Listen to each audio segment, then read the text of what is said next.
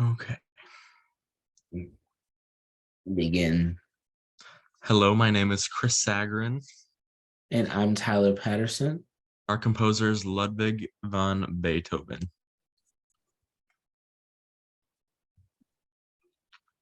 For his biography, he was born in Bonn, Germany on 17th of December in 1770. He died March 26th, Asia. He had 6 siblings, however, 4 died at infancy, and his mother died of tuberculosis when he was only 17. His father was a musician, and he learned from him a little bit, but he was an abusive alcoholic, and he started to lose his hearing at the age of 26. So a little bit about his education. His father, Johann von Beethoven, was also a musician and taught him how to play at an early age. However, this did come with setbacks because since he was a musician and wanted to share his art form, he did share his art form, but in a more abusive way towards Beethoven.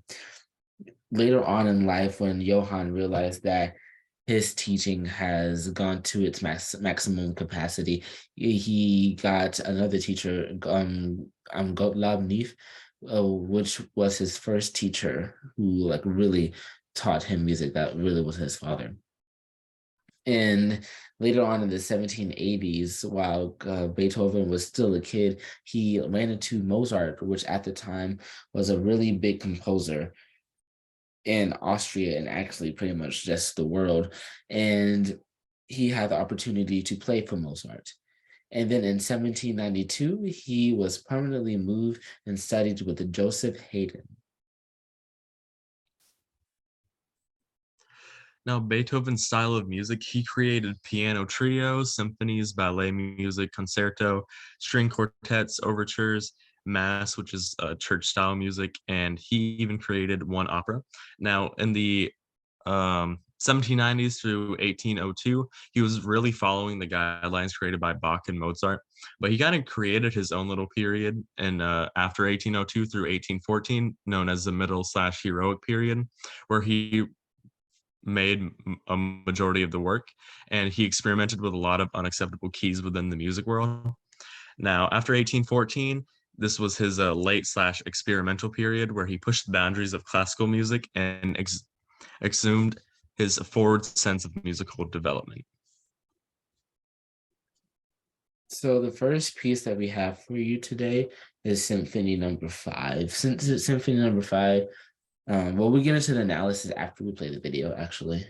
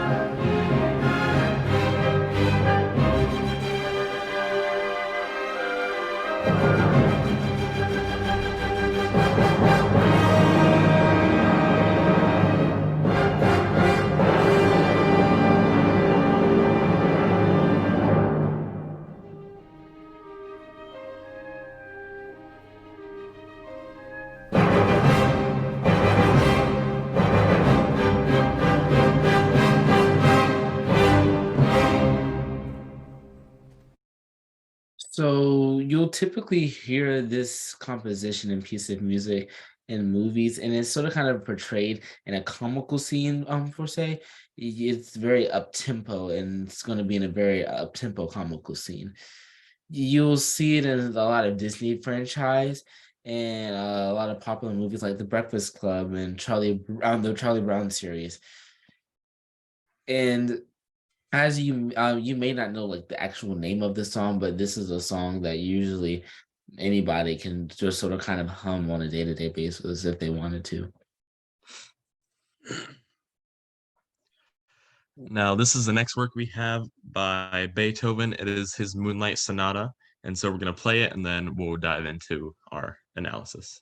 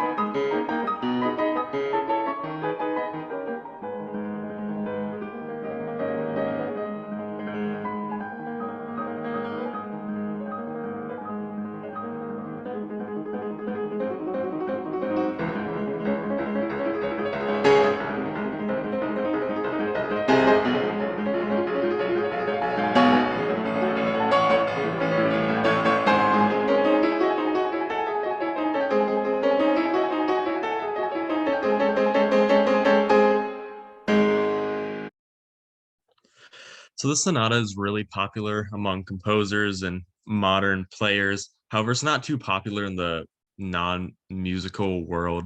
It is constantly being covered and revamped using modern instruments, and it provides the feeling of a pursuit or chase, which is the literal meaning behind this sonata. It's representative of Beethoven wanting to marry one of his young students when he was like 30 something, and his student was 14, but the father of the student would not let the student marry him because he was poor. So he really wrote this about his pursuit of that person, but he got shot down. And there's also one of the more complex pieces composed by Beethoven, and you can definitely see that in that video. The last piece we have for you today is the ninth Beethoven's number nine. And this composition, oh, hold on, we'll show you the video, then we get into the analysis.